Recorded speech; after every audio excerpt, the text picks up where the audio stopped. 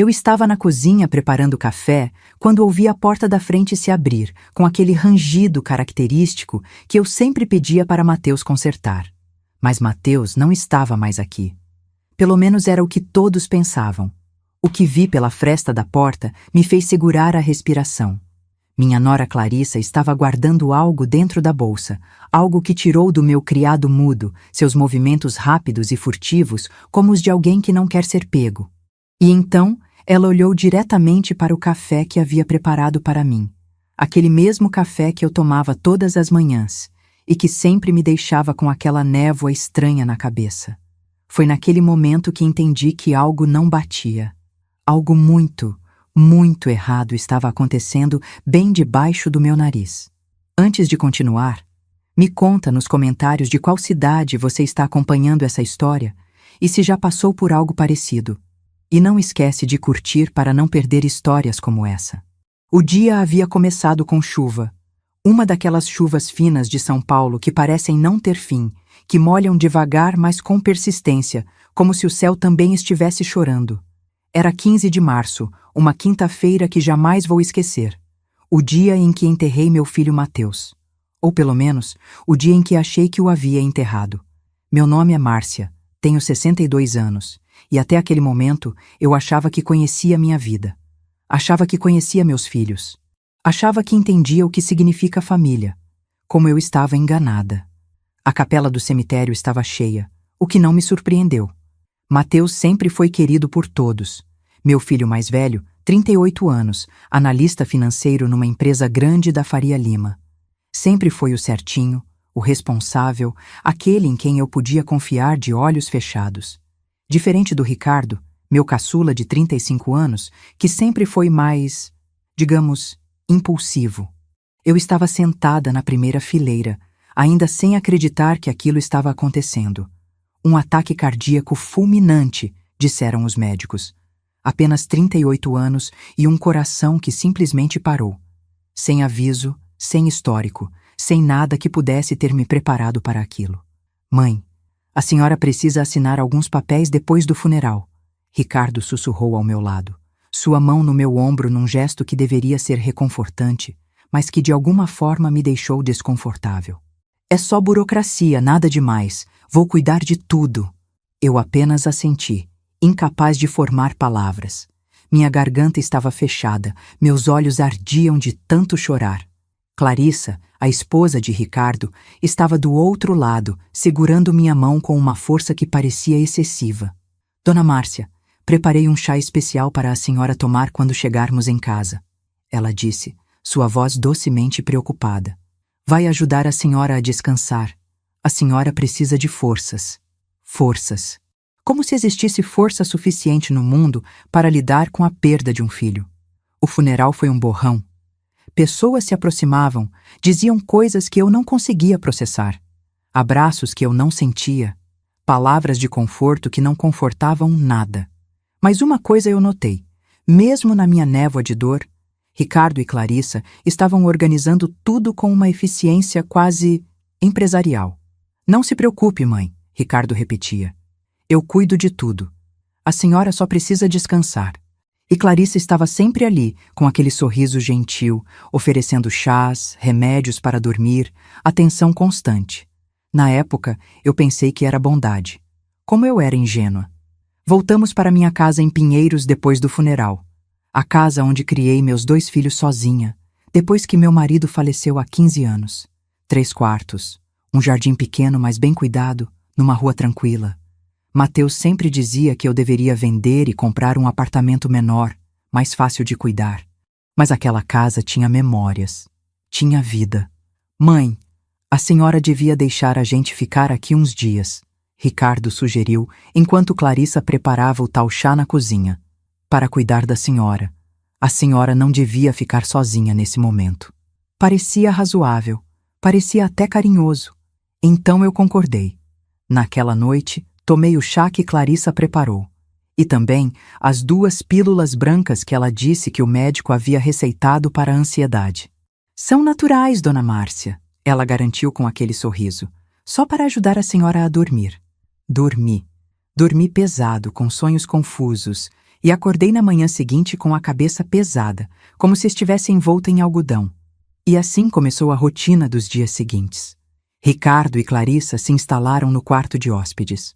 Todas as manhãs, Clarissa preparava meu café, meu almoço, meu jantar.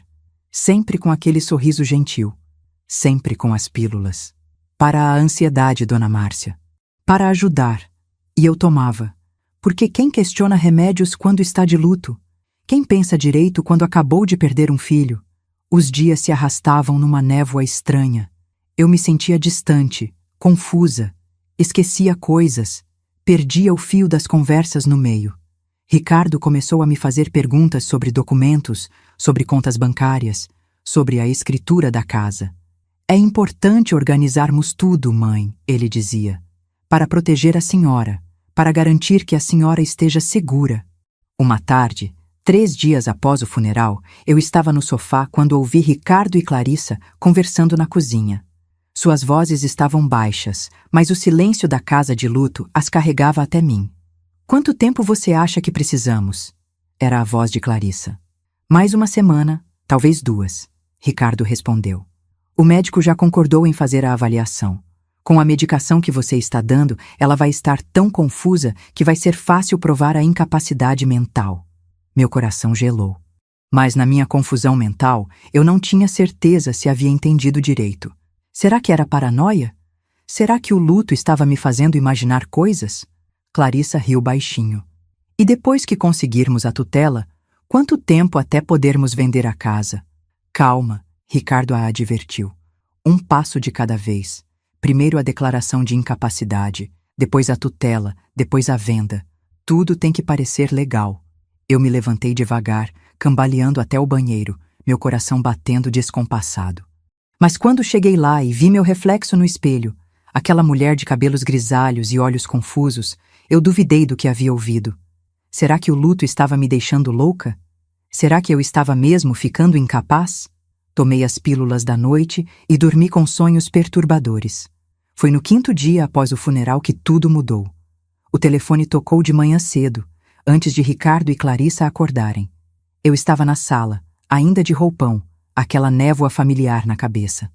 Atendi sem pensar. Dona Márcia? A voz era masculina, tensa. Aqui é Carlos Medeiros, eu era o chefe do Mateus. Oi, Carlos, eu disse, minha voz arrastada. Eu me lembrava vagamente dele do funeral. Como posso ajudar? Dona Márcia, eu preciso muito falar com a senhora. Pessoalmente, é urgente. Havia algo em sua voz que me deixou alerta, mesmo através da confusão. Mas, por favor, não mencione isso ao Ricardo ou à Clarissa. É extremamente importante. Por que o sigilo? Perguntei, sentindo um frio na espinha. Porque descobri algo que a senhora precisa ver. Algo sobre o Mateus. Algo sobre Ricardo. Ele fez uma pausa. Dona Márcia, pode se encontrar comigo hoje, às 14 horas, no meu escritório na Faria Lima? E, por favor, venha sozinha. Não conte a ninguém. Meu primeiro instinto foi dizer que não, que aquilo parecia estranho. Mas algo na urgência de sua voz me fez hesitar. Está bem, eu disse finalmente. Eu vou. E Dona Márcia, não tome nenhum remédio que a Clarissa esteja dando para a senhora hoje. Nenhum. Por favor, confie em mim. Ele desligou antes que eu pudesse perguntar o que aquilo significava. Fiquei olhando para o telefone na minha mão, sentindo algo mudar dentro de mim. Um início de clareza atravessando a névoa. Uma pequena centelha de algo que eu não sentia há dias. Desconfiança. E era essa desconfiança que, em poucas horas, iria virar meu mundo de cabeça para baixo de uma maneira que eu jamais poderia imaginar. Às 13h30, eu disse a Ricardo que ia dar uma volta. Precisava de ar, falei. Precisava processar tudo. Ele trocou um olhar rápido com Clarissa, mas não podia exatamente me impedir de sair da minha própria casa. A senhora quer que eu vá junto, mãe? Ele ofereceu, mas já estava se levantando quando Clarissa colocou a mão no braço dele. Deixa ela ir, amor. Clarissa disse suavemente. Um pouco de ar vai fazer bem. Só não demore muito, Dona Márcia. Vou preparar o almoço. Eu assenti e saí. Mas em vez de caminhar pelo bairro, chamei um Uber. E pela primeira vez em dias, não havia tomado as pílulas matinais que Clarissa sempre deixava ao lado do café. Ela havia estranhado quando eu disse que tomaria depois, mas não insistiu. O escritório de Carlos ficava num daqueles prédios de vidro espelhado da Avenida Brigadeiro Faria Lima. Moderno, imponente, o tipo de lugar onde acontecem negócios de milhões.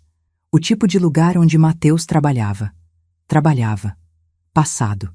A dor voltou, aguda e fresca, mas eu a empurrei para o lado. Tinha que me concentrar, tinha que entender o que Carlos queria me mostrar.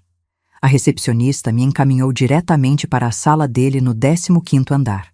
Carlos era um homem na casa dos 50, cabelos grisalhos, ternos caros, o tipo de executivo que transpira confiança. Mas naquele momento ele parecia perturbado.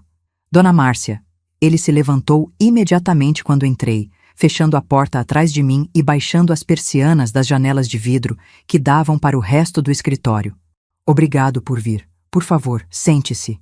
O que está acontecendo, Carlos? Perguntei, e minha voz saiu mais firme do que eu esperava. Sem as pílulas, minha cabeça estava começando a clarear, como se uma névoa estivesse se dissipando lentamente. Ele se sentou atrás da mesa, juntou as mãos e me olhou com uma expressão que só posso descrever como peso. O peso de quem carrega um segredo terrível. Dona Márcia, o que eu vou te contar agora vai parecer impossível. Vai parecer loucura. Mas eu preciso que a senhora me escute até o fim. Pode fazer isso? Meu coração começou a acelerar. O que é? É sobre o Mateus? Sim, ele disse. Mas primeiro, preciso te mostrar algo. Ele virou o computador para mim, mostrando uma tela cheia de documentos digitalizados. Há 2 semanas, Mateus veio até mim muito preocupado. Ele havia descoberto que Ricardo estava com sérios problemas financeiros. Dívidas enormes com agiotas, mais de 800 mil reais. Eu arquejei. 800 mil? Mas como? Jogo, apostas online. Ricardo tem um problema sério de jogo, Dona Márcia. E quando as dívidas ficaram impagáveis, ele começou a planejar algo. Carlos clicou em outro documento. Mateus hackeou o computador do irmão e encontrou isto. Era um e-mail, de Ricardo para um advogado. E enquanto eu lia, senti o sangue congelar nas minhas veias. Preciso que prepare os documentos para a declaração de incapacidade mental da minha mãe. Ela tem 62 anos, está em estado depressivo após a morte recente do irmão e apresenta sinais claros de demência. Após obter a tutela, precisarei vender a propriedade dela rapidamente para quitar débitos urgentes. Quanto cobras pelo serviço? Meu Deus, sussurrei sentindo náusea subir. Ele estava planejando isso, desde antes do Mateus morrer. Sim. Carlos fez uma pausa significativa. Mas aqui é onde a história fica complicada, Dona Márcia. Mateus não morreu. O mundo parou. Eu pisquiquei, certa de que havia entendido errado. O quê? Mateus está vivo, Carlos repetiu, sua voz firme mas gentil. Quando ele descobriu o plano de Ricardo, ele percebeu algo terrível. Se ele denunciasse o irmão imediatamente, Ricardo poderia alegar que foi só uma fantasia, que nunca executaria. Não haveria provas concretas de tentativa de fraude. E pior, Ricardo poderia acelerar o plano e executá-lo antes que houvesse tempo de pará-lo legalmente. A minha mente estava girando, incapaz de processar. Mas eu vi o corpo. Eu estava no funeral. Havia um caixão. Fechado, Carlos apontou. E os documentos médicos foram forjados. Mas não por Ricardo. Por nós. Por mim e por Mateus. Vocês forjaram a morte dele? Minha voz saiu num guincho. Eu não sabia se ria, ou chorava, ou gritava. Por quê? Como? Carlos se levantou e foi até um pequeno bar no canto da sala, serviu um copo d'água e me entregou. Minhas mãos tremiam tanto que quase deixei cair, porque era a única maneira de protegê-la e de pegar Ricardo em flagrante. Ele explicou. Pensa, Dona Márcia, com Mateus morto, Ricardo se sentiu livre para acelerar o plano. Ele e Clarissa se mudaram para sua casa, certo? Estão te dando remédios para te deixar confusa, certo? Como ele sabia? Sim, admiti. Pílulas brancas. Clarissa diz que são para a ansiedade. São sedativos pesados, provavelmente misturados com algo para causar confusão mental. Mateus previu que fariam isso. É parte do plano deles. Te deixar tão confusa que quando o médico corrupto que Ricardo contratou vier te avaliar, vai ser fácil alegar que você está com demência. As peças começaram a se encaixar na minha cabeça, cada uma delas me deixando mais chocada e mais furiosa. Mas por que não foram à polícia desde o começo? Exigi. Por que essa encenação toda? Porque precisávamos de provas concretas de tentativa de fraude, não apenas de intenção, Carlos explicou. E-mails podem ser negados, mas ações reais, documentos falsificados, tentativa comprovada de medicar fraudulentamente alguém, isso são crimes reais, com penas reais. Mateus queria garantir que Ricardo não escapasse com uma desculpa ou um bom advogado. Ele abriu uma gaveta e tirou um tablet, me entregando. Na tela havia fotos, dezenas delas. Ricardo entrando num escritório de advocacia duvidoso. Clarissa comprando remédios sem receita em 3 farmácias diferentes. Documentos com minha assinatura forjada. Como vocês conseguiram tudo isso? Perguntei atordoada. Mateus contratou um investigador particular e eu usei alguns contatos corporativos. Carlos se sentou de novo. Dona Márcia, seu filho passou as últimas 2 semanas escondido num apartamento que aluguei, coordenando tudo isso. Ele está bem. Ele está seguro. E ele está desesperado para ver a senhora, mas não podíamos arriscar até ter certeza de que a senhora estava segura. Ele está vivo. As palavras saíram como um sussurro, como uma oração. E então, pela primeira vez em 5 dias, eu chorei. Mas não eram lágrimas de dor. Eram lágrimas de alívio, de choque, de uma alegria tão intensa que doía. Eu posso vê-lo? Implorei. Por favor, eu preciso ver meu filho. Pode, Carlos prometeu. Mas primeiro, precisamos falar sobre o próximo passo. Por que, Dona Márcia, precisamos da sua ajuda para acabar com isso de uma vez por todas? Ele puxou uma cadeira e se sentou ao meu lado, sua expressão séria. Ricardo e Clarissa acham que estão no controle. Acham que você está confusa e manipulável. Então aqui está o plano. Você volta para casa hoje e continua fingindo. Para de tomar os remédios que eles dão, mas finge que está tomando. Joga fora ou guarda como prova.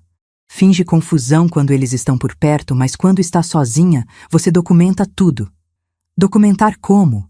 Perguntei, já sentindo uma determinação crescer dentro de mim. Uma raiva fria e calculada estava substituindo o choque.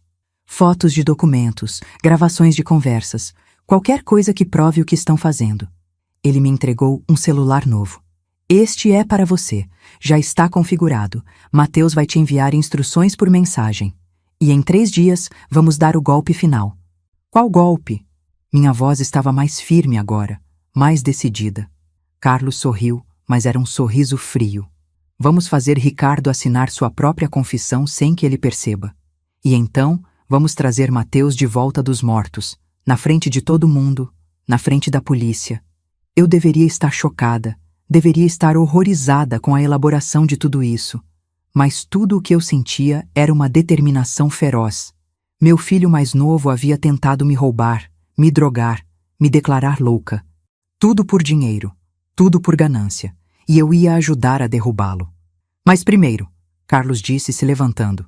Venha, há alguém aqui que está desesperado para te ver. Ele abriu uma porta lateral do escritório que levava a uma sala de reuniões menor. E lá, sentado numa cadeira, com olheiras profundas e uma barba por fazer, mas gloriosamente, maravilhosamente vivo, estava meu filho. Mãe, Mateus disse, sua voz quebrando. Eu atravessei a sala correndo e o abracei tão forte que doía. Senti seu cheiro, senti seu coração batendo, senti suas lágrimas molhando meu ombro, assim como as minhas molhavam o dele. Você está vivo, eu soluçava. Meu filho, você está vivo. Sinto muito, mãe, ele sussurrava. Sinto tanto por ter feito você passar por isso. Mas eu precisava te proteger. Precisava proteger você dele.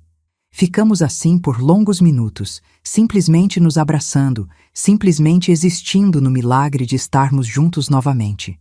Mas finalmente eu me afastei, segurei o rosto dele entre minhas mãos e olhei nos olhos do meu filho. O que precisamos fazer? Perguntei.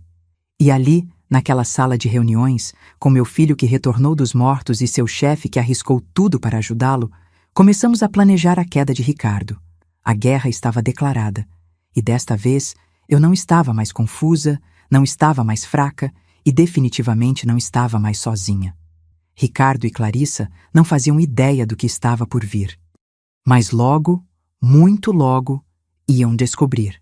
Voltei para casa às 17 horas, mantendo minha expressão cuidadosamente vazia, meus movimentos deliberadamente lentos.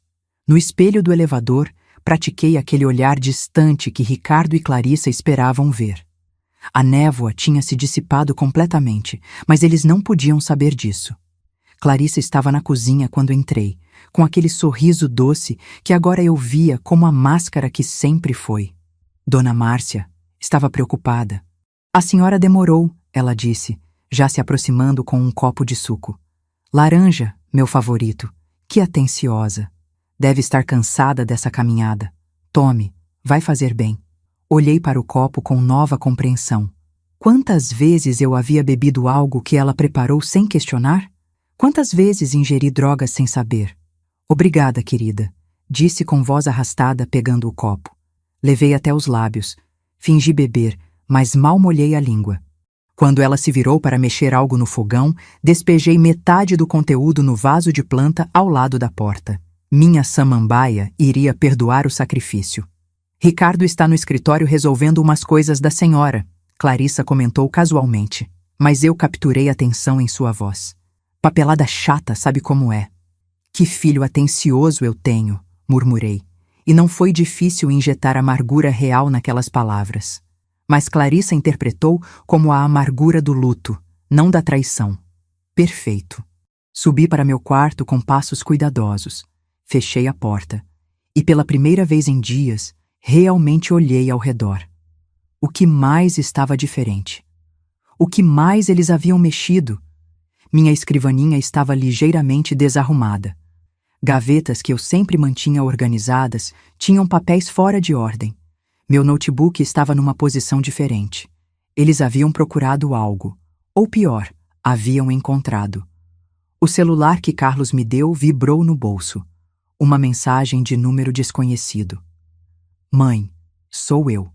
Apague esta mensagem depois de ler. Esta noite, quando tiver certeza que estão dormindo, procure no escritório por uma pasta marrom. Ricardo tem guardado documentos lá. Fotografe tudo. Te amo. M. Meu coração se apertou lendo aquele "te amo". Apaguei a mensagem, escondi o celular na gaveta de roupas íntimas, onde tinha certeza que Clarissa não ousaria mexer, e desci para o jantar. Ricardo estava na sala, ao telefone, mas desligou rapidamente quando me viu. Rápido demais. Mãe, como foi o passeio? Seu sorriso era largo, caloroso. Eu quis vomitar. Cansativo, respondi. Minha cabeça está tão confusa ultimamente. Mal me lembro de onde fui. Vi seus olhos brilharem. Satisfação. Ele estava satisfeito com minha confusão. É normal, mãe. É o luto. E o estresse. Ele se aproximou, colocou a mão no meu ombro. Aliás, consegui marcar uma consulta para a senhora com um neurologista. Amanhã às 15 horas. Só uma avaliação de rotina para garantir que está tudo bem. O médico corrupto. Tinha que ser. Preciso mesmo? Perguntei, injetando hesitação na voz. Eu me sinto tão cansada. Exatamente por isso, mãe. Clarissa entrou na conversa, trazendo pratos para a mesa. A senhora precisa de ajuda médica adequada. Estamos preocupados. A farsa deles era tão elaborada, tão cuidadosa. Se eu não soubesse a verdade, teria caído completamente. O jantar foi uma tortura de atuação. Cada garfada que eu levava à boca vinha acompanhada do medo de que tivessem misturado algo na comida também. Comi pouco, alegando falta de apetite. Mais uma vez, vi aquele lampejo de satisfação nos olhos de Ricardo. Depois do jantar, Clarissa trouxe as pílulas. 2 brancas, como sempre. Para ajudar a dormir, Dona Márcia. Coloquei ambas na boca, peguei o copo d'água, fingi engolir. Quando ela saiu, cuspi na mão e guardei no bolso. Mais provas. Às 21 horas, Me recolhi ao quarto. Ouvi Ricardo e Clarissa conversando em voz baixa na sala, mas não conseguia distinguir as palavras. Esperei e esperei. Às 23h30, os sons da casa finalmente cessaram. Mais 30 minutos, só por segurança. À meia-noite, desci as escadas no escuro, cada degrau um exercício de contenção respiratória. A porta do escritório, que antigamente era de Mateus, que ironia amarga, estava fechada. Girei a maçaneta milímetro por milímetro. Abriu. Eles não haviam trancado. Por que trancariam? Afinal, eu estava muito confusa para investigar qualquer coisa. Usei a lanterna do celular em modo mínimo. A escrivaninha de Mateus agora estava coberta de papéis de Ricardo. E lá, na prateleira inferior, exatamente onde Mateus disse que estaria, uma pasta marrom. Minha mão tremia quando a peguei.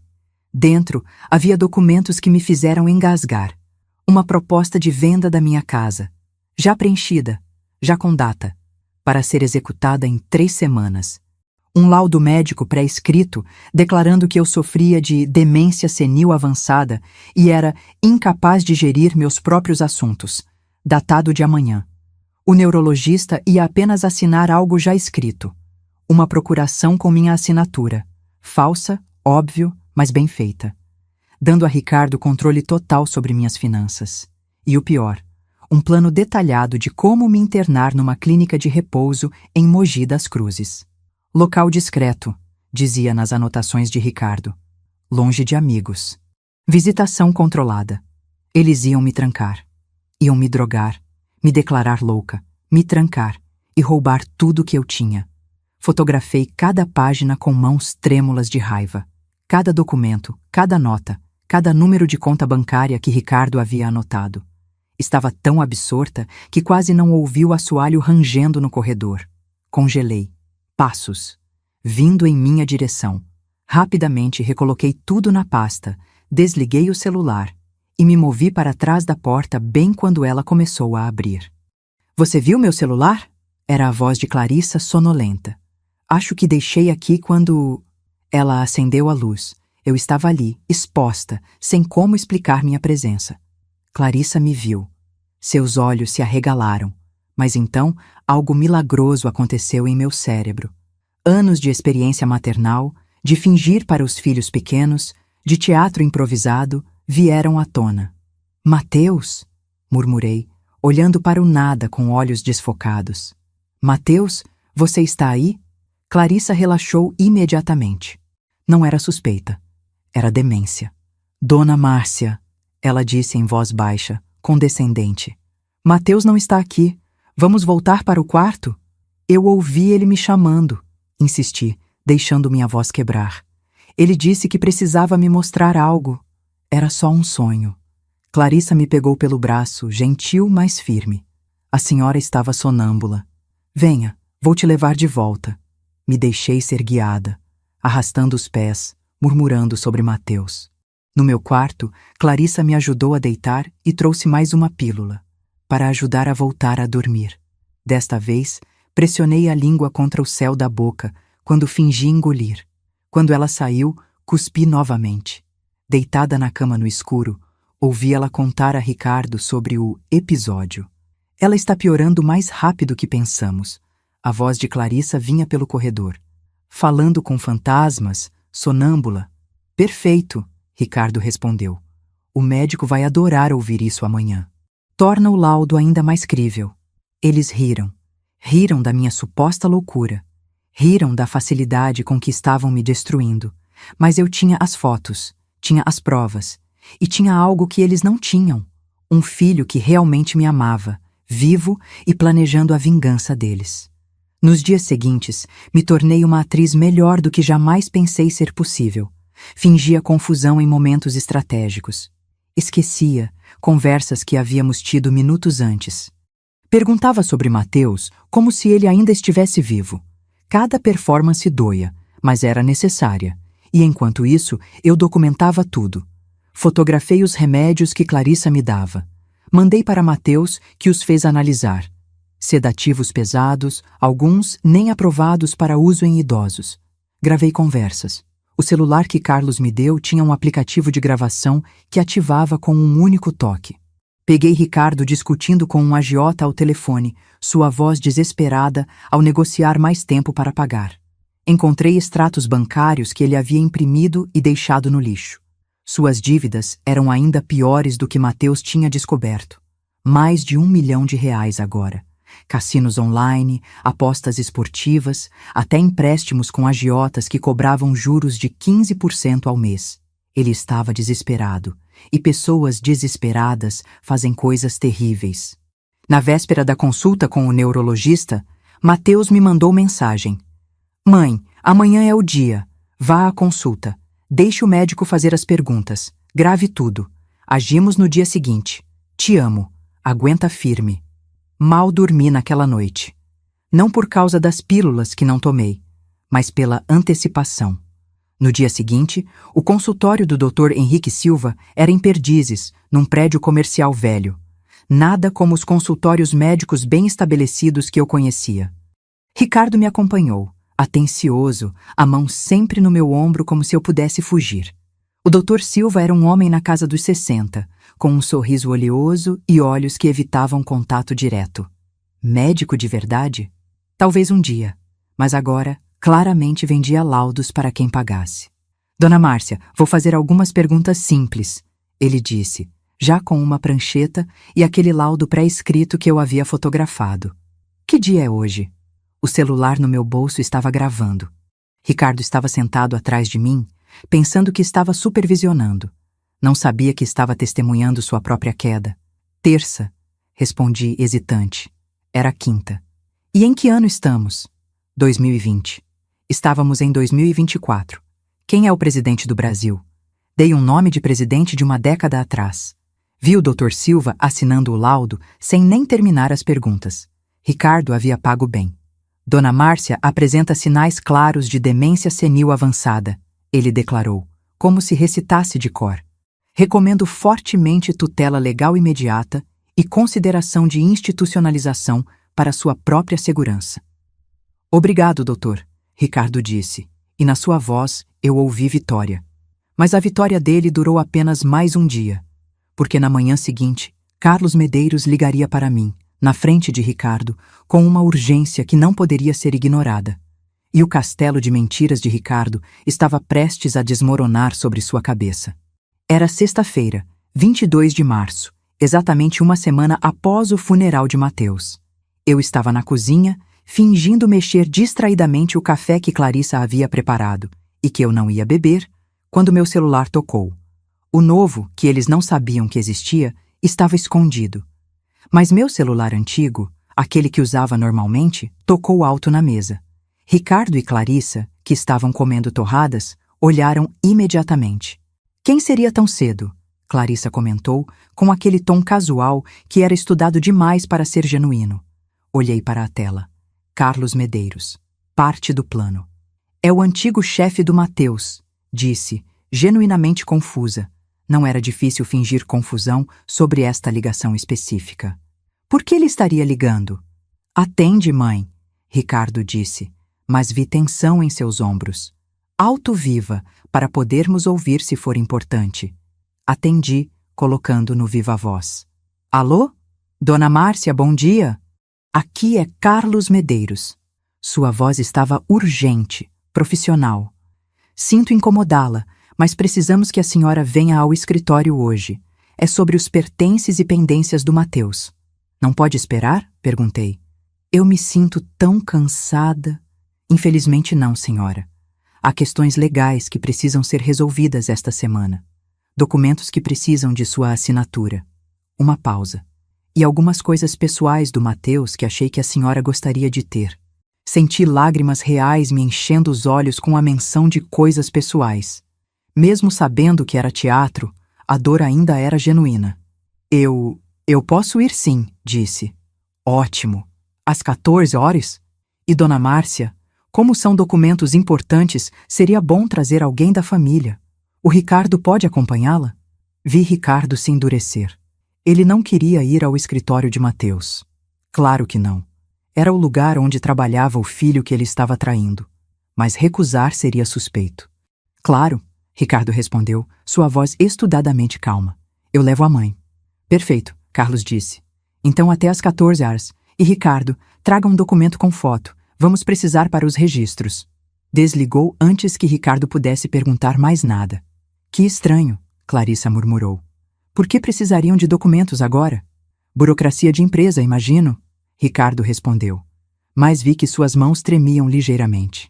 Mãe, vá descansar. Saímos às 13h30. Subi para o quarto e assim que fechei a porta, peguei o celular secreto. Mensagem de Mateus. Perfeita, mãe. Daqui a pouco tudo acaba. A polícia já está ciente e vai estar posicionada. Ricardo não tem saída desta vez. Te vejo logo. Seja forte. As horas se arrastaram. Tomei um banho longo, me vesti com cuidado, escolhi uma blusa azul que Mateus sempre disse que ficava bonita em mim. Se hoje era o dia em que eu o veria ressuscitar publicamente, queria estar apresentável. Às 13h30, Ricardo me buscou. Ele dirigia meu carro. Quando foi que autorizei isso? E estava inusitadamente quieto no caminho. Suas mãos no volante estavam brancas de tão apertadas. Mãe! Ele disse quando estávamos na metade do caminho. Você confia em mim, certo? A pergunta era tão absurda que quase ri, mas mantive a compostura. Você é meu filho. Respondi e deixei a ambiguidade pairar. Não era resposta para a pergunta. É só que tem muita gente querendo se aproveitar de você agora. Pessoas que vão tentar convencer a senhora de coisas, fazer a senhora assinar documentos. Ele me lançou um olhar rápido. Promete que não assina nada sem eu ver primeiro? Por que eu assinaria algo sem você ver? Perguntei genuinamente curiosa sobre até onde ia sua audácia. Exatamente. Ele pareceu aliviado. A senhora está certa. Eu só quero proteger a senhora. Proteger meu dinheiro, você quer dizer? Pensei amargamente. O prédio da Faria Lima surgia à nossa frente, aquele gigante de vidro que refletia o céu de março. Ricardo estacionou e percebi que suas mãos tremiam ao desligar o carro. Vamos, disse, mas sua voz estava tensa. No elevador, eu estava calma. Estranhamente calma. Talvez fosse choque, ou talvez fosse a certeza de que finalmente, a verdade viria à tona. No 15º andar, a recepcionista nos conduziu à sala de reuniões, não ao escritório de Carlos. Era uma sala grande, com uma mesa longa, paredes de vidro, mas com as persianas fechadas e muitas cadeiras. Muitas mesmo. Por que tantas cadeiras para uma simples entrega de documentos? Carlos estava lá, de pé, com um terno impecável. Mas não estava sozinho. Havia outras 3 pessoas que eu não conhecia. 2 homens e uma mulher. Todos em ternos escuros. Todos com aquela postura que grita autoridade. E havia mais uma pessoa, sentada de costas para a porta, numa cadeira no canto da sala. Ricardo entrou na frente e parou abruptamente. Quem são essas pessoas? Ricardo, Dona Márcia, por favor, sentem-se. Carlos indicou cadeiras. Sua voz estava diferente.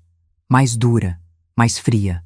Olha, se é sobre os pertences do Mateus, podíamos resolver isso de forma mais simples. Ricardo começou, mas um dos homens de terno se adiantou. Senhor Ricardo Almeida? Ele mostrou uma identificação. Polícia Civil. Delegado Furtado, por favor, sente-se. Temos algumas perguntas. O rosto de Ricardo ficou branco. O quê? Polícia? Que história é essa? Sente-se, o delegado repetiu, e desta vez não era um pedido. Ricardo se sentou lentamente, seus olhos pulando de Carlos para os policiais, para mim. Mãe, você sabia disso? Antes que eu pudesse responder, a pessoa que estava sentada de costas se levantou e se virou. O mundo parou. Ricardo emitiu um som que era meio grito, meio arquejo. Algo entre horror e impossibilidade. Porque lá, vivo, saudável, realmente presente, estava Mateus. Oi, Ricardo, meu filho mais velho disse, sua voz gelada. Surpreso em me ver? Ricardo se levantou, cambaleando, derrubando a cadeira. Suas mãos foram para o rosto, como se pudesse apagar a visão. Não é possível. Você está morto. Eu vi. O funeral. Viu um caixão fechado. Mateus corrigiu. Viu documentos falsos. Viu o que permitimos que visse. Permitimos? Ricardo soltou uma risada histérica. Isso é loucura. Você forjou sua própria morte? Por quê? Mateus deu um passo à frente, e pela primeira vez vi raiva real em meu filho sempre ponderado. Porque você ia destruir a mãe. Porque você ia drogar ela, declará-la louca, roubar tudo dela e me matar. Matar? Eu nunca... Ricardo começou. A dívida de 1,2 milhão com o Morcego e o Sérgio Ramos. Mateus interrompeu. E vi Ricardo empalidecer ao ouvir os nomes. Agiotas que não perdoam dívidas, que usam métodos violentos para cobrar. Você realmente achou que eu não descobriria que eles te deram um ultimato? Pagar até o fim de março, ou eles viriam atrás da família? O delegado puxou uma pasta e começou a espalhar papéis na mesa. Temos registros de ameaças, senhor Ricardo. O senhor foi visto se encontrando com conhecidos criminosos. E temos gravações. Ele apertou play num gravador. A voz de Ricardo, distorcida pelo telefone, mas inconfundível. Preciso de mais tempo. Minha mãe tem uma casa que vale 2 milhões. Vou conseguir o dinheiro, só precisam de mais um mês. E a resposta, uma voz áspera que me fez arrepiar. Seu irmãozinho é o problema. Ele é protegido demais da velha. Se ele sair do caminho, você tem sua chance. E então Ricardo, meu filho Ricardo, respondendo. E se eu garantir que ele saia do caminho? Senti Billy subir. Você planejou machucar o Mateus? Ricardo se virou para mim e em seus olhos vi desespero. Não, mãe, não foi assim. Eu só estava ganhando tempo. Eu nunca faria nada com o Mateus. Eu só precisava que ele parasse de se meter. Se meter em me proteger, eu disse, e minha voz saiu mais dura do que pretendia. Carlos se adiantou. Quando Mateus descobriu as ameaças, percebeu que não tinha tempo para uma ação legal lenta. Os agiotas dariam apenas mais 2 semanas. Então ele veio até mim com um plano. Se ele morresse, Ricardo ficaria livre para acelerar o esquema de roubo, mas também ficaria sem a desculpa de que estava sendo forçado. Cada ação dele após a morte seria puramente por ganância, não por ameaça. A delegada se adiantou. E funcionou. Nos últimos 7 dias documentamos tudo. Ela abriu outra pasta. Falsificação de laudos médicos. Administração forçada de medicamentos controlados. Falsificação de assinaturas em documentos legais. Planejamento de internação fraudulenta. E tentativa de apropriação indébita de patrimônio considerável. E sabemos sobre a Clarissa também, Mateus acrescentou. Sua cúmplice. Sua esposa que estava drogando minha mãe sistematicamente. Onde ela está agora? O delegado perguntou. Em casa, Ricardo respondeu automaticamente, depois pareceu perceber que havia se incriminado mais. Uma equipe está indo até lá agora, o delegado informou, com mandado de prisão para ambos. Ricardo cambaleou para trás. Prisão? Não, espera. Eu posso explicar tudo. Pode? Mateus cruzou os braços. Explica o laudo médico pré-escrito então. Explica as pílulas. Explica as conversas gravadas sobre trancar a mãe em Mogi das Cruzes. Você gravou? Ricardo me olhou, e pela primeira vez vi compreensão dawning em seus olhos. Você estava fingindo. A confusão, o esquecimento. Você estava fingindo. Igual você estava fingindo preocupação, retruquei. Ele deu um passo em minha direção. Mãe, eu estava desesperado. As dívidas, os agiotas iam me matar. Iam machucar a Clarissa. Eu não tinha escolha. Sempre há escolha, eu disse. E senti lágrimas escorrendo. Você podia ter pedido ajuda. Podia ter sido honesto. Eu teria te ajudado, Ricardo. Mas você escolheu me trair. Escolheu me drogar. Escolheu fingir que seu irmão morreu e usar meu luto para me manipular. Dona Márcia, o delegado disse gentilmente. A senhora tem os remédios que foram administrados? Tirei do bolso o saquinho com todas as pílulas que havia guardado na última semana. Dezenas delas. Todas que ela me deu desde o funeral. Vamos analisar. Ele pegou o saquinho com luvas. Mas, pelo que já sabemos da consulta com o neurologista, isso vai adicionar mais acusações. Ricardo afundou na cadeira, o rosto nas mãos. Eu arruinei tudo. Eu arruinei tudo. Sim, Mateus disse simplesmente. Arruinou. Um policial que estava na porta falou no rádio, depois se virou para o delegado. Senhor, a esposa foi detida, está sendo trazida para a delegacia. Ricardo soluçou. Um som horrível, quebrado. Clarissa, vai se juntar a você em breve, o delegado disse. Ricardo Almeida, você está preso por falsificação de documentos, administração não autorizada de substâncias controladas, tentativa de fraude e conspiração para cometer apropriação indébita. Tem o direito de permanecer calado. Os direitos Miranda se desenrolaram, mas eu mal ouvia. Estava olhando para Ricardo, meu filho caçula, sendo algemado, vendo-o chorar, vendo o momento em que tudo desmoronou. E não senti satisfação, não senti vitória. Só senti uma tristeza profunda, como um poço sem fundo. Quando o levaram, ele me olhou uma última vez. Mãe, eu sinto muito. Não respondi. Não podia. A porta se fechou atrás dele e, de repente, a sala estava muito quieta. Mateus se aproximou e me abraçou. Acabou, mãe. Acabou. Mas eu sabia que não. Não realmente. Porque o que vem depois da traição? Como você reconstrói uma família quando um filho tentou destruir outro? Como você vive com o conhecimento de que um dos seus filhos te via não como mãe, mas como fonte de dinheiro? Preciso ir para casa, murmurei. Preciso processar tudo isso. Carlos se aproximou. Dona Márcia, com todo respeito, talvez não seja boa ideia voltar para aquela casa agora. Muitas memórias ruins. Tenho um apartamento de investimento em Pinheiros que está vazio. Poderia ficar lá com Mateus até decidir o que fazer. Olhei ao redor da sala. A mesa cheia de provas da traição do meu filho. As cadeiras onde policiais haviam sentado. O lugar onde Ricardo havia sido preso. Preciso vender aquela casa, disse de repente. Não posso mais viver lá. Não depois disso. Vamos cuidar disso, Mateus prometeu. Mas agora, vamos sair daqui. Você precisa descansar. De verdade descansar, sem drogas, sem manipulação. Me deixei ser guiada para fora. Nos dias seguintes, muita coisa aconteceria. Depoimentos, processos, decisões. Mas naquele momento, tudo o que eu queria era meu filho vivo ao meu lado, e distância do filho que havia me traído. O que eu não sabia, entretanto, era que a história de Ricardo estava longe de terminar. E que anos depois, eu me encontraria frente a frente com uma escolha impossível: perdoar o imperdoável ou perder outro filho definitivamente. Mas isso vem depois. Os 3 meses seguintes foram um turbilhão de delegacias, advogados e realidades que eu jamais imaginei enfrentar.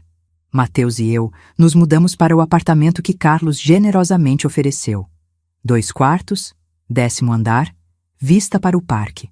Era moderno, impessoal, mas seguro.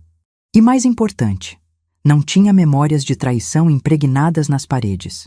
Coloquei minha casa à venda.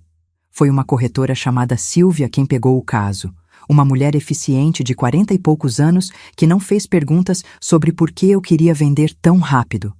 O mercado estava bom, ela disse. Com aquela localização em Pinheiros, seria vendida em questão de semanas. Ela estava certa. 42 dias depois do dia em que Ricardo foi preso, a casa foi vendida por 1,8 milhão. Menos do que valia. Mas eu não me importava. Queria distância. O processo legal contra Ricardo e Clarissa se desenrolava com a velocidade glacial que caracteriza o sistema judiciário brasileiro. Mas desta vez, tínhamos a sorte da evidência esmagadora. Havia as gravações, os remédios, os documentos falsificados, o testemunho do falso neurologista, que fez um acordo com a promotoria para testemunhar contra Ricardo em troca de pena reduzida. A advogada que o governo me designou era a cotora Patrícia Andrade, uma mulher na casa dos 50 com cabelos curtos e uma determinação feroz. Na nossa primeira reunião, ela espalhou todas as provas na mesa. Dona Márcia, com este volume de evidências, eles não têm defesa, ela disse. A questão não é se serão condenados, mas por quanto tempo. Quanto tempo você acha? Mateus perguntou. Ele estava sempre ao meu lado nessas reuniões. Minha rocha, meu suporte. Ricardo está enfrentando múltiplas acusações. Falsificação, fraude, administração de substâncias controladas. Estou estimando entre 6 a 8 anos. Clarissa, por ser cúmplice, mas não a mentora, talvez 3 a 5. Números. Anos das vidas deles transformados em números. E quanto ao morcego e ao Sérgio Ramos? Perguntei. Os agiotas que estavam ameaçando Ricardo? Doutora Patrícia sorriu com satisfação. Ah, essa é a parte boa. Com Ricardo cooperando e fornecendo informações, a polícia conseguiu desmantelar toda a operação deles. Ambos foram presos por agiotagem, ameaça, extorsão e estão conectados a pelo menos 2 homicídios não resolvidos. Eles não vão ver a rua tão cedo. Então Ricardo estava cooperando, fornecendo informações, tentando reduzir sua pena. Fazia sentido, logicamente. Mas emocionalmente, parecia apenas mais uma traição. Traindo os criminosos para salvar a própria pele, assim como havia me traído para pagar dívidas. Durante esses meses, Ricardo e Clarissa ficaram presos. Não havia fiança para crimes dessa natureza com evidências tão claras. Eles me enviaram cartas. Dúzias delas. As cartas de Clarissa eram patéticas. Alegações de que Ricardo a havia manipulado, que ela não sabia o quão errado era, que tinha medo dele. Todas mentiras transparentes. Rasguei cada uma sem terminar de ler. As cartas de Ricardo eram diferentes, complexas. As primeiras eram cheias de desculpas, de autopiedade, de tentativas de me fazer sentir pena dele. Você não entende a pressão que eu estava sentindo, ele escreveu numa. Os agiotas iam me matar, mãe. Eu estava desesperado. Joguei essas fora também. Mas então, por volta da 6ª semana de prisão, o tom mudou. Uma carta chegou que era diferente. Mãe, não espero que leia isso. Não espero que responda. Mas preciso escrever. Fiquei 3 dias olhando para a parede da minha cela, tentando entender como cheguei aqui. Como o filho que você criou se transformou em alguém capaz de fazer o que fiz. Não vou te dar desculpas. As dívidas, os agiotas, o desespero, nada disso justifica ter drogado você. Ter planejado te trancar. Ter usado sua dor pela morte do Mateus para te manipular. Isso foi cruel de uma forma que não tem perdão. Mas quero que saiba uma coisa. O arrependimento é físico. Ele dói no peito. Ele me acorda às 3 da manhã e me faz chorar no silêncio da cela. Ele me faz querer voltar no tempo e tomar cada decisão diferente. Mas não posso. O que está feito, está feito. Vou pagar pelo que fiz. Anos da minha vida, como deveria ser. E quando sair, se sair, vou passar o resto da vida tentando ser metade do homem que você merecia ter como filho. O homem que Mateus sempre foi e que eu nunca consegui ser. Não estou pedindo perdão. Só estou pedindo que, talvez daqui muitos anos, você possa olhar para trás e ver que eu mudei. Ver que a prisão não foi só punição, mas transformação. Não me responda. Só viva bem. Você merece. Ricardo. Li aquela carta 3 vezes. E então, pela primeira vez desde a prisão dele, chorei de verdade. Não de raiva, não de traição, mas de pura devastadora tristeza pelo filho que eu perdi. Pelo filho que nunca seria quem poderia ter sido. Mateus me encontrou chorando na cozinha, a carta na mão. Ele te escreveu de novo? Havia dureza em sua voz. Mateus não havia perdoado. E não sei se algum dia perdoaria. Lê, passei a carta para ele. Ele leu em silêncio, suas mandíbulas apertadas. Quando terminou, amassou a carta. São só palavras, mãe. Palavras bonitas de alguém que quer reduzir a pena. Talvez, concordei. Mas e se não for? Então ele terá o resto da vida para provar, do lado de lá das grades. O julgamento foi marcado para maio. 2 meses de preparação, de reuniões com a promotoria, de revisar depoimentos. Doutora, Patrícia me preparou para o que esperar. Ricardo e Clarissa provavelmente alegariam culpa para tentar um acordo e reduzir a pena. E quanto à restituição? Perguntei numa reunião. O dinheiro que Ricardo me devia? As dívidas de jogo dele consumiram tudo que ele tinha, doutora Patrícia explicou. O apartamento onde ele e Clarissa moravam estava alugado. O carro estava no nome de um banco. Não há assets para recuperar. Mas parte da pena vai incluir restrições financeiras, quando ele sair. Quando não se. A realidade de que um dia Ricardo sairia da prisão ainda não tinha se solidificado na minha mente. Uma semana antes do julgamento, recebi outra carta. desta vez de um advogado. Dr. Henrique Barros representava Ricardo e tinha uma proposta. Se eu fizesse uma declaração pública perdoando Ricardo e pedindo leniência, ele poderia conseguir uma pena reduzida. Talvez 4 anos em vez de 6 ou mais. Ele está usando você até o fim, Mateus disse quando leu a carta. Até da prisão ele tenta te manipular. Mas era manipulação? Ou era um filho desesperado tentando qualquer coisa para reduzir seu tempo no inferno que ele mesmo criou? Não respondi ao advogado. Não tinha resposta para dar. O dia do julgamento chegou numa segunda-feira nublada. O Fórum Criminal era um prédio imponente no centro, com corredores que ecoavam passos e sussurros. Mateus segurou minha mão quando entramos. A sala de audiência era menor do que eu esperava. Ricardo e Clarissa estavam sentados lado a lado na mesa de defesa, de costas para a galeria. Quando entramos, Ricardo se virou. Ele havia emagrecido, muito. Sua pele estava pálida, seu cabelo mais curto, os olhos fundos. Pareciam ter se passado anos, não meses. Quando nossos olhos se encontraram, ele tentou sorrir.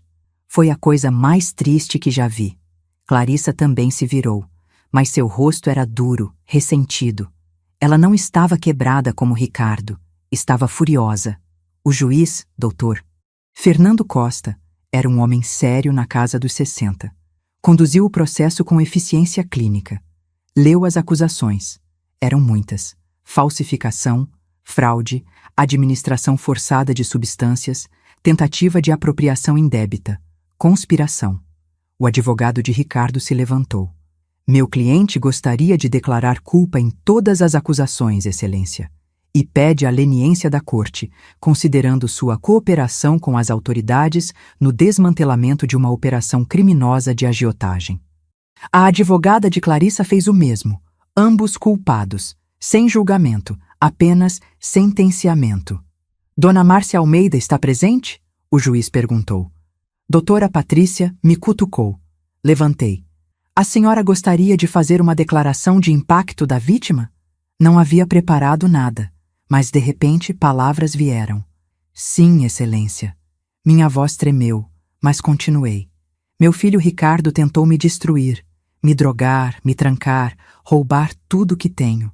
Usou meu luto pelo que achei que foi a morte do meu outro filho para me manipular.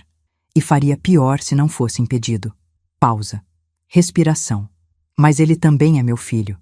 E não importa o que ele fez, eu não posso simplesmente desligar 20 e poucos anos de ser sua mãe. Então o que eu quero da corte? Justiça. Ele precisa pagar pelo que fez. Mas também espero que um dia ele saia daquela prisão uma pessoa melhor do que entrou. Sentei. Mateus apertou minha mão. Doutora. Patrícia assentiu aprovação. O juiz fez anotações. Depois olhou para Ricardo. O réu gostaria de falar antes da sentença? Ricardo se levantou lentamente. Sim, Excelência. Sua voz era rouca. Não tenho desculpas. O que fiz foi imperdoável. Mas quero que minha mãe saiba que o arrependimento é real e que vou passar cada dia provando que posso mudar. Ele se sentou. O juiz deliberou por exatos 5 minutos. Depois anunciou. Ricardo Almeida, considerando a gravidade e a natureza premeditada dos crimes, mas também sua cooperação com as autoridades, sentencio você a 6 anos de prisão em regime fechado, passível de progressão para semiaberto após cumprimento de 1/3 da pena, condicionado a bom comportamento. 6 anos. Meu filho ia passar 6 anos preso. Clarissa Santos, sentencio você a 3 anos de prisão em regime fechado, com mesmas condições de progressão. 3 anos para ela. A martelada final ecoou. Está encerrado. Guardas vieram buscar Ricardo e Clarissa. Antes de sair, Ricardo olhou para mim uma última vez. Seus lábios formaram "sinto muito", e então ele se foi. Saí do tribunal sem olhar para trás. Acabou, Mateus disse no carro. Finalmente acabou. Mas olhando pela janela, vendo São Paulo passar em sua vastidão indiferente, eu sabia que não estava acabado. Estava apenas começando um novo capítulo. Mais difícil, mais complexo. O capítulo de aprender a viver com as cicatrizes. Vendi a casa. Comprei uma pequena propriedade na praia, em Búzios. Mateus continuou trabalhando em São Paulo, mas visitava toda semana. Começamos de novo, ele e eu. Reconstruímos o que Ricardo quase destruiu. Mas as cartas continuaram chegando. Uma por mês, durante os primeiros 2 anos. Ricardo escrevia sobre a prisão, sobre os programas de reabilitação que estava participando, sobre a terapia que finalmente estava fazendo para seu vício em jogo, sobre os livros que lia, as aulas de educação que assistia. Eu lia cada uma. Às vezes respondia com 1 ou 2 linhas, outras vezes não respondia, mas lia. Clarissa parou de escrever após 6 meses. Sua última carta foi amarga, culpando Ricardo por tudo, dizendo que ia se divorciar dele assim que saísse. Pelo menos ela foi consistente até o fim. Nunca assumiu responsabilidade real. Mas Ricardo estava mudando. Eu podia sentir nas cartas. Não era manipulação. Era algo mais profundo. Uma carta específica 2 anos após o início da pena. Mãe, tem um programa aqui na prisão onde presos ensinam outros presos. Matemática, português, o básico. Me inscrevi para ensinar matemática. Lembra quando você me ajudava com lição de casa quando eu era pequeno? Você sempre dizia que matemática era sobre padrões, sobre lógica, sobre encontrar ordem no caos. Eu nunca realmente entendi até agora. Minha vida foi caos porque eu escolhi o caos. Apostas, dívidas, más decisões. Mas ensinar aqui me mostra que ainda posso criar ordem. Ainda posso ajudar alguém a entender algo. Ainda posso ser útil. Um dos meus alunos passou no exame de equivalência do ensino médio semana passada. Ele tem 35 anos e nunca tinha terminado a escola. Me abraçou e chorou quando viu o resultado. E eu chorei também. Não posso desfazer o que fiz a você. Mas talvez possa fazer algo de bom com o tempo que tenho aqui. Te amo, mesmo não merecendo. Ricardo. Mostrei essa carta para Mateus. Ele a leu em silêncio, sua expressão impenetrável. O que você acha? Perguntei. Acho que ele está tentando, Mateus admitiu relutantemente. Mas tentar não apaga o que foi feito. Não, concordei. Mas talvez seja um começo. Os anos passaram. Vendi minha participação em algumas ações. Investi em imóveis para alugar. Tinha renda suficiente para viver confortavelmente em Búzios, com Mateus ajudando quando necessário. Conheci outras mulheres na praia, formei um círculo de amigas, encontrei uma espécie de paz, mas sempre havia Ricardo, em segundo plano. Nas cartas mensais, nas notícias que Mateus às vezes trazia. Ricardo foi promovido a tutor educacional da prisão. Ricardo completou um curso de contabilidade. Ricardo está ajudando outros presos a gerir suas finanças e evitar dívidas. 3 anos se passaram, e então veio a carta que mudou tudo. Mãe, meu advogado disse que posso solicitar progressão para regime semiaberto. Com bom comportamento e os programas que participei, é provável que seja aprovado. Semiaberto significa que poderei trabalhar fora durante o dia, mas volto para dormir num centro de ressocialização. É um passo em direção à liberdade. Mas antes de solicitar, preciso falar com você. Preciso saber se você está confortável com isso. Sei que parece absurdo eu pedir sua permissão. O juiz decidiu meu tempo, não você. Mas não quero voltar ao mundo se isso significa te causar medo ou ansiedade. Se você não estiver pronta, vou esperar o tempo completo. 6 anos, 4 anos, não importa. Sua paz mental importa mais que minha liberdade. Por favor, pensa sobre isso. Não precisa responder imediatamente. Ricardo. Fiquei olhando para aquela carta por horas. Ele estava me dando poder sobre ele. Poder de mantê-lo preso, de retardar sua liberdade. Depois de ele ter tentado tirar todo o meu poder, me transformar em incapaz, me prender numa instituição mental. A ironia era brutal. E a tentação de usar esse poder, de fazê-lo sofrer mais, estava lá. Não vou mentir. Mas também estava outra coisa. Cansaço. Cansaço da raiva, do ressentimento, do peso de carregar essa traição como uma pedra no peito. Liguei para Mateus. Ele pode solicitar progressão de regime, disse sem preâmbulo. Mas ele quer saber se estou confortável com isso primeiro. Silêncio do outro lado. Depois. E você está? Não sei, admiti. Uma parte de mim quer que ele fique os 6 anos completos. Outra parte de mim, outra parte está cansada, Mateus. Cansada de viver com essa mágoa. Perdão não é obrigatório, mãe, Mateus disse gentilmente. Você não deve nada a ele. Eu sei, mas talvez eu deva a mim mesma. Fiz uma pausa. Vou a São Paulo no fim de semana. Posso visitá-lo na prisão? Mais silêncio. Você tem certeza? Não, mas preciso fazer isso. A visita foi marcada para um sábado. Mateus insistiu em me acompanhar. Então, no dia, ambos dirigimos 3 horas até a penitenciária onde Ricardo estava. Era tão cinza, tão opressivo. Cercas, guardas, detectores de metal. Me revistaram, verificaram minha bolsa. E então me levaram para uma sala de visitas cheia de mesas plásticas, cada uma com um preso de um lado e visitantes do outro. Ricardo estava numa mesa do canto. Quando me viu, ele se levantou abruptamente, depois pareceu lembrar onde estava e sentou novamente, suas mãos tremendo visivelmente. Sentei na frente dele. Mateus ficou de pé atrás de mim, uma presença silenciosa, mas firme.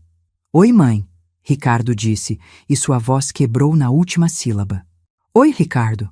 Ele parecia diferente. Mais magro, mais musculoso. O tempo na prisão havia transformado a flacidez em força física. Mas eram os olhos que mais mudaram. Não tinham mais aquela inquietação, aquela ganância que eu via antes. Havia apenas cansaço e algo que parecia arrependimento. Obrigado por vir, ele disse. Sei que foi difícil. Recebi sua carta, fui direto ao ponto. Sobre o regime semiaberto. Ele assentiu, sem tirar os olhos de mim. Eu quis sua bênção primeiro. Não sou eu quem decide sua pena, Ricardo. Não legalmente, mas emocionalmente. Ele fez uma pausa. Mãe, passei 3 anos aqui pensando todos os dias no que fiz, no quanto te machuquei. Podia sair mais cedo, mas não se isso significa que você passa mais um dia com medo ou com raiva por minha causa. E se eu disser para você ficar os 6 anos completos? Testei. Você ficaria? Ele não hesitou. Sim, acreditei nele. E isso me chocou. Ricardo, disse devagar, o que você fez foi imperdoável. Você me traiu da pior forma possível. Usou meu luto, me drogou, planejou me trancar. Isso não some.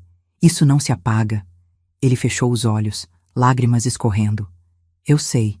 Mas, continuei, perdão não é sobre fazer as coisas sumirem. É sobre decidir não deixar que elas definam todo o resto da sua vida. Da minha vida. Seus olhos abriram, esperançosos, mas cautelosos. Se o juiz aprovar sua progressão, não vou impedir. Mas isso não significa que estamos bem. Não significa que tudo volta ao que era. Significa que estou te dando uma chance de provar que você realmente mudou. Vou provar. Ele sussurrou intensamente. Vou passar o resto da vida provando. Uma condição. Mateus falou pela primeira vez, sua voz dura. Você mantém distância até provar que merece proximidade, sem aparecer na casa da mãe sem avisar, sem pressionar. Você reconstrói confiança aos poucos, ou nem tenta. Ricardo olhou para o irmão e no rosto dele vi aceitação total. Concordo, com tudo. A visita durou mais 1 hora. Conversamos sobre coisas banais, como ele estava, o que estava ensinando, os livros que lia. Mateus permaneceu em silêncio, vigilante, protetor. Quando nos levantamos para ir, Ricardo estendeu a mão para me tocar, depois a puxou de volta. Desculpa, esqueci por 1 segundo onde estava. Tchau, Ricardo, disse. E então, porque precisava, cuide-se. Você também, mãe. Você também. 2 meses depois, o juiz aprovou sua progressão para regime semiaberto. Ricardo conseguiu emprego num escritório de contabilidade pequeno que contratava ex-presidiários. Trabalhava durante o dia, voltava para o centro de ressocialização à noite. Suas cartas continuaram, agora falando sobre seu trabalho, sobre a normalidade estranha de estar meio livre. E então, 1 ano após a progressão, ele enviou uma carta diferente. Mãe, vou me formar. A universidade parceira da prisão oferece diplomas para presos que completam seus programas educacionais. Vou me formar em pedagogia. A cerimônia é em 3 semanas, num sábado. Entendo completamente se não quiser ir, mas gostaria muito que estivesse lá. É um começo pequeno de reconstruir quem eu sou. E você? Você é a razão de eu querer reconstruir. Ricardo. Mostrei a carta para Mateus. Desta vez, sua reação foi diferente, mais suave. Você quer ir? Ele perguntou. Sim, respondi, e percebi que era verdade. Sim, eu quero. A formatura foi numa sala modesta dentro do complexo prisional. Havia 30 formandos, todos em roupas simples, mas limpas. Suas famílias enchiam as cadeiras, esposas, filhos, pais, irmãos. Pessoas que não desistiram. Ricardo estava na terceira fileira. Quando me viu entrar com Mateus, seu rosto inteiro se iluminou. Não com vitória, mas com esperança pura. Quando chamaram seu nome, ele subiu ao palco e recebeu o diploma. E eu, sentada naquela sala numa prisão, cercada por famílias quebradas que estavam tentando se reconstruir, chorei. Chorei pela perda, pela traição, pela dor, mas também pela possibilidade, pela pequena, frágil possibilidade de redenção. Depois da cerimônia, tivemos alguns minutos para falar. Você veio? Ricardo disse, segurando o diploma como se fosse feito de ouro. Vim, confirmei. Estou orgulhosa de você, Ricardo. Isso aqui, apontei para o diploma. Isso é real. Isso é você mudando. Ele soluçou, me abraçou rapidamente antes que guardas pudessem intervir. Obrigado, por não desistir completamente de mim. Famílias não desistem, disse. Elas se machucam, se quebram, mas se houver chance de cura, tentam. Aquele foi o ponto de virada, não de perdão completo. Isso levaria anos, mas de possibilidade. De uma passarela estreita sobre o abismo que nos separava. Ricardo ainda tinha 1 ano no regime semiaberto, depois mais condições a cumprir. Mas lentamente, aos poucos, ele estava voltando. Não como o filho que era, mas como uma pessoa diferente. Melhor? Apenas o tempo diria. E eu? Eu estava aprendendo que perdão não é um evento único.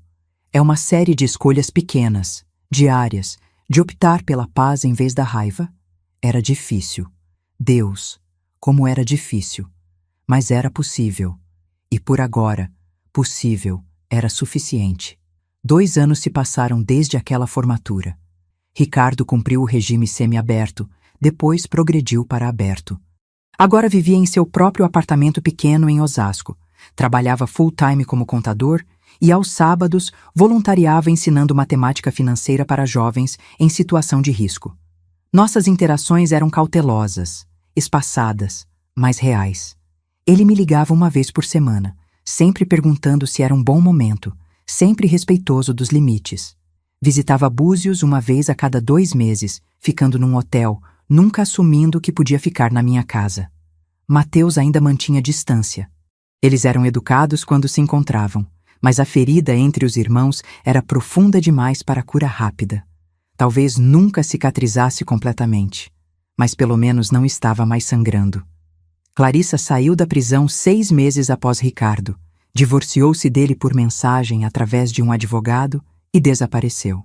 Ouvi rumores de que se mudou para o Paraná, recomeçando com um novo nome. Não me importei o suficiente para investigar.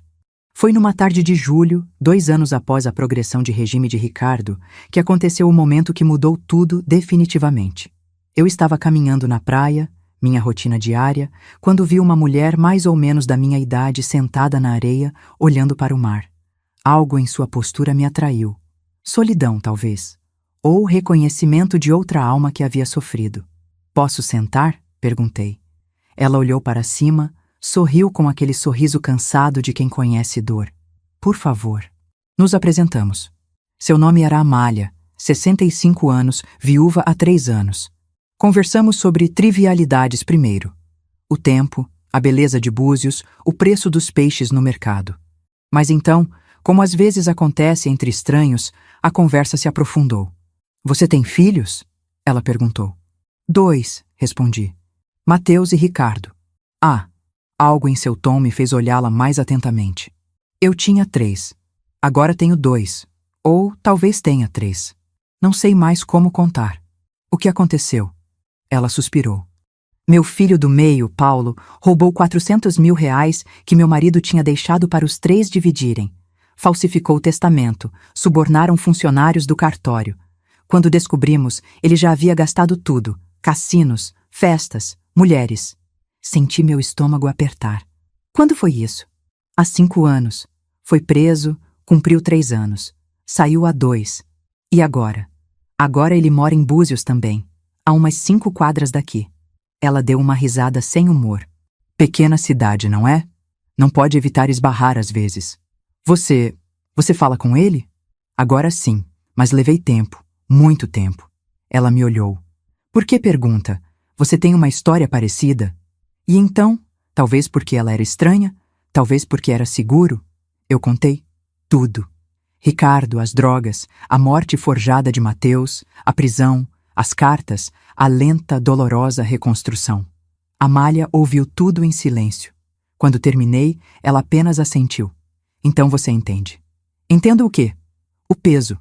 De amar alguém que te machucou profundamente, de querer perdoar, mas não conseguir esquecer, de ter que escolher todo dia entre raiva e paz. Como você escolheu? Perguntei. Como chegou ao ponto de falar com seu filho novamente? Percebi que a raiva estava me matando mais que a ele, ela disse simplesmente. Percebi que ele já estava sendo punido pela prisão, pela culpa, pela perda da família. E percebi que eu tinha que escolher. Queria passar o resto da minha vida amargurada ou queria tentar encontrar paz? E encontrou? Paz? Não totalmente. Talvez nunca encontre completamente. Mas encontrei algo melhor. Aceitação. Aceitação de que ele fez algo terrível. Aceitação de que nunca será o filho que era. Mas também aceitação de que ele está tentando, genuinamente, ser melhor.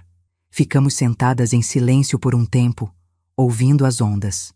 Meu outro filho, Gabriel, cortou contato completamente com Paulo. Amália continuou. Não os culpo. O que Paulo fez quebrou a família, mas eu não podia cortar mais um pedaço de mim.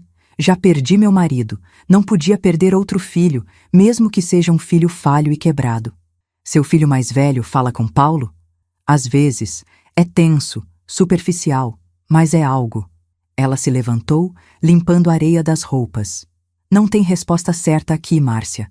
Você perdoa ou não perdoa? Reconstrói ou não reconstrói? Mas qualquer escolha que fizer, faça pela sua paz, não pela dele. Ela começou a caminhar, depois parou. Se quiser conversar de novo, venho aqui todas as terças. Às vezes ajuda a falar com alguém que entende. Nos encontramos todas as terças pelos próximos meses. Amália se tornou amiga, confidente, guia. Ela me mostrava que era possível, não fácil, nunca fácil, mas possível reconstruir algo de uma família quebrada. Foi depois de uma dessas conversas que tomei uma decisão. Liguei para Ricardo. Ricardo, quero que você venha para Búzios. Não para hotel, para minha casa, final de semana prolongado. Silêncio chocado do outro lado. Mãe, você tem certeza? Não, mas vou fazer mesmo assim. Ele chegou numa sexta à tarde, dirigindo um carro velho, mas bem conservado, carregando uma mochila pequena. Estava nervoso, eu podia ver em cada movimento. É uma casa linda, ele disse olhando ao redor. É paz, corrigi. É onde reconstruí minha vida depois que você tentou destruí-la. Ele encolheu como se eu tivesse batido nele. Mas precisava ser dito. Precisávamos da verdade entre nós. Sinto muito nunca vai ser suficiente, não é? Ele perguntou. Não, mas ação consistente ao longo de anos talvez seja. Aquele fim de semana foi estranho, tenso, mas também foi quase normal. Cozinhamos juntos, ele aprendeu a cozinhar na prisão. Assistimos um filme, caminhamos na praia, conversamos sobre sua vida agora, seu trabalho, os jovens que ele ensinava. E falamos sobre o passado. Não evitamos, não fingimos que não aconteceu. Por que jogo? Perguntei numa tarde, quando estávamos sentados no deck vendo o pôr do sol. Quando começou? Ele demorou para responder. Na faculdade. Começou pequeno, apostas em futebol com amigos, depois pôquer online, era um rush, sabe? A adrenalina, a possibilidade de ganhar grande. Uma pausa. E quando comecei a perder, achei que a próxima aposta seria a que me salvaria. É um buraco que você cava mais fundo tentando sair. Por que não pediu ajuda? Vergonha, orgulho idiota. Achei que podia resolver sozinho. Ele me olhou. E quando a dívida ficou grande demais, o pânico tomou conta. Foi quando comecei a pensar de forma errada, criminosa. E agora? Ainda tem vontade de apostar? Todos os dias, ele admitiu. É um vício, mãe. Não some. Mas faço terapia, vou em reuniões de jogadores anônimos 3 vezes por semana. Tenho um patrocinador que ligo quando a vontade fica forte e trabalho com um terapeuta financeiro que monitora cada centavo que ganho para garantir que não escorregue de novo. E se escorregar? Espero que não. Mas, se escorregar, ele engoliu seco. Espero ter força para pedir ajuda antes de fazer algo destrutivo de novo. No domingo, quando ele estava indo embora, fiquei na porta o observando colocar a mochila no carro. Ricardo, chamei. Ele se virou. Isso não significa que esqueci. Não significa que confio completamente. Eu sei, mas significa que estou disposta a tentar. Devagar, muito devagar. Seu sorriso foi pequeno, mas real. Devagar é mais do que mereço. Provavelmente, mas é o que eu posso dar. Ele assentiu, entrou no carro e foi embora. E eu fiquei ali, sentindo algo que não sentia há anos quando pensava em Ricardo. Esperança. Frágil, cautelosa, mas real. Nos meses seguintes, as visitas se tornaram mais frequentes. Ricardo vinha 1 vez por mês. Ligávamos semanalmente. E lentamente, muito lentamente, algo se reconstruía. Mateus ainda lutava com isso. Numa das suas visitas, tivemos uma conversa difícil. Mãe, você está deixando ele voltar muito rápido, ele disse, preocupação evidente. Rápido? Olhei para ele. Mateus, foram quase 5 anos desde que ele foi preso. Isso não é rápido. Mas o que ele fez foi terrível, imperdoável em muitos sentidos. Mas Mateus, fiz uma pausa, escolhendo palavras com cuidado. Você fingiu sua própria morte, me deixou sofrer. Era pelo bem maior, eu entendo, mas ainda foi dor que você me causou. Ele recuou como se tivesse sido esbofeteado. Eu estava te protegendo. E causou dor fazendo isso. Dor que eu perdoei porque entendi seu propósito. Segurei seu rosto. Não estou comparando o que você fez com o que Ricardo fez. São totalmente diferentes. Mas estou dizendo que perdão é complexo. E que às vezes temos que dar às pessoas chance de provar que mudaram. E se ele não mudou? E se é tudo manipulação de novo? Então eu lido com isso.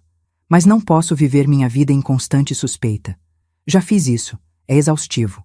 Mateus suspirou. Eu só não quero ver você machucada de novo. Eu sei. E te amo por isso. Sorri. Mas talvez seja a hora de você também considerar dar uma chance ao seu irmão. Não para esquecer, mas para tentar coexistir. Foi 1 ano depois, no meu aniversário de 68 anos, que aconteceu algo que eu nunca pensei que veria. Ricardo organizou um almoço de aniversário num restaurante em Búzios. Amália estava lá, alguns dos meus amigos da praia e... Mateus chegou. Não era esperado. Ele disse que tinha trabalho e não poderia vir. Mas lá estava ele, na entrada do restaurante, olhando incerto. Ricardo o viu primeiro. Ficaram se encarando por um longo momento. E então, lentamente, Ricardo estendeu a mão. Oi, meu irmão, ele disse, sua voz instável. Mateus olhou para a mão por uma eternidade. Depois a pegou.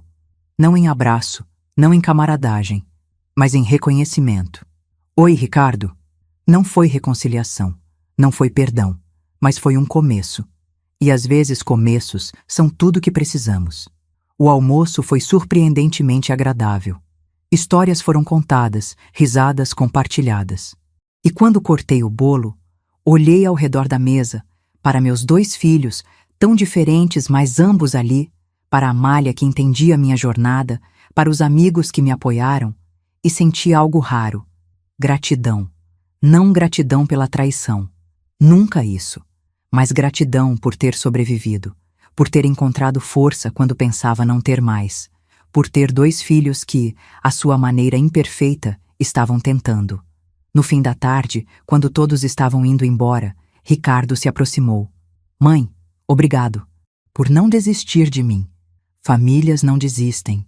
Repeti as palavras que havia dito anos atrás. Elas se quebram, machucam, mas se houver vontade, reconstroem. Ainda tem muito a reconstruir. Tem uma vida inteira, concordei. Mas a fundação está lá, fraca, rachada, mas está lá. Mateus se juntou a nós. Mãe, quer que eu fique hoje à noite? Não precisa. Vou ficar bem. Eu sei. Ele olhou para Ricardo. Mas talvez possamos todos jantar juntos, se você quiser. Ricardo olhou para mim, depois para Mateus, seus olhos brilhando com lágrimas não derramadas. Eu adoraria. E assim, naquela noite de julho em Búzios, 5 anos após a prisão, 3 anos após o início da reconstrução, meus 2 filhos sentaram à minha mesa de jantar. A conversa era cuidadosa, os sorrisos pequenos, o desconforto palpável, mas estavam ali, juntos, tentando. E por agora, tentando era suficiente. Se esta história tocou seu coração, por favor, deixe seu like, se inscreva no canal e compartilhe com alguém que precisa ouvir sobre perdão, reconstrução e segundas chances. Seus comentários significam muito para mim.